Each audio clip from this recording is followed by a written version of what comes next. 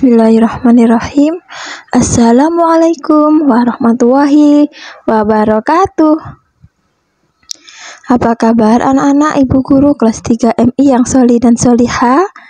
Semoga sehat walafiat ya. Anak-anak, kita akan belajar bersama rangkuman materi SKI kelas 3 MI semester 2 sebagai persiapan STS atau PTS genap, antara lain bab 6 masa dewasa Nabi Muhammad dan bab 7 peristiwa kerasulan Nabi Muhammad.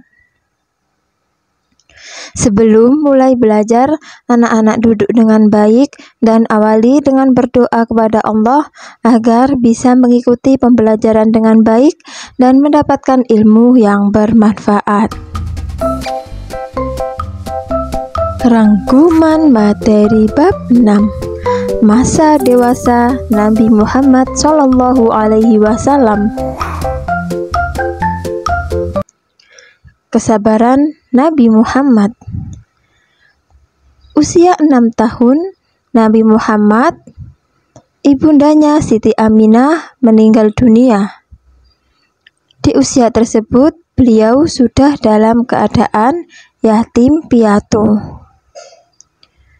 Menginjak remaja pun harus kehilangan dua orang tua yang beliau sayangi, yaitu meninggalnya Abdul Muthalib kakeknya dan Abu Thalib paman beliau. Nabi Muhammad bekerja. Nabi Muhammad mampu memperlihatkan semangat, kemauan yang keras. Nabi Muhammad juga bertanggung jawab dalam setiap pekerjaannya. Nabi Muhammad tidak pernah berbohong dalam berdagang. Jika ia melihat ada barang dagangan yang rusak, maka ia tunjukkan kerusakannya. Pernikahan Nabi Muhammad. Siti Khadijah adalah seorang wanita yang sangat terkenal sebagai pedagang yang kaya raya. Khadijah sangat tertarik setelah mendengar kejujuran dan budi pekerti Nabi Muhammad. Khadijah menikah dengan Nabi Muhammad dengan mas kawin 20 ekor unta muda. Umur Khadijah pada waktu itu 40 tahun dan umur Nabi Muhammad pada waktu itu 25 tahun. Peristiwa peletakan Hajar Aswad.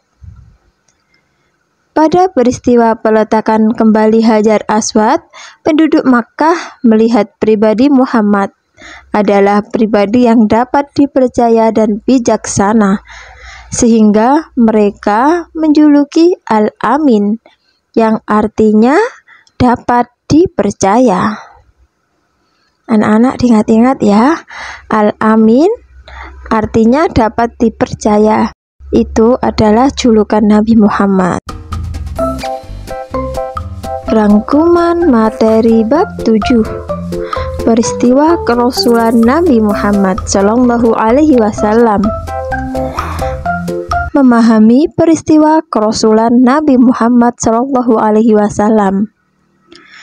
Rasulullah beruzlah untuk tafakur, memikirkan jalan keluar agar kaumnya tidak lagi berperilaku jahiliyah, sesat menyembah berhala. Tempat yang digunakan Nabi Muhammad untuk bertafakur adalah Gua Hira, terletak di Gunung Nur ya. Jabal itu artinya gunung. Jabal Nur berarti Gunung Nur. Sekitar 6 km sebelah utara Masjidil Haram, kota Makkah. Nabi Muhammad menerima wahyu yang pertama, tepatnya pada tanggal 17 Ramadan atau tanggal 6 Agustus 611 Masehi. Nabi Muhammad melihat cahaya terang benderang di Gua Hira. Dikisahkan bahwa malaikat Jibril muncul dengan cahaya membutakan di hadapan Nabi Muhammad kemanapun beliau memandang. Wahyu yang pertama kali turun adalah Al-Quran Surah Al-Alaq ayat 1-5. Nabi Muhammad menerima wahyu yang kedua. Setelah mendapat nasihat dari Waraqah bin Naufal, Nabi Muhammad berharap menerima perintah selanjutnya.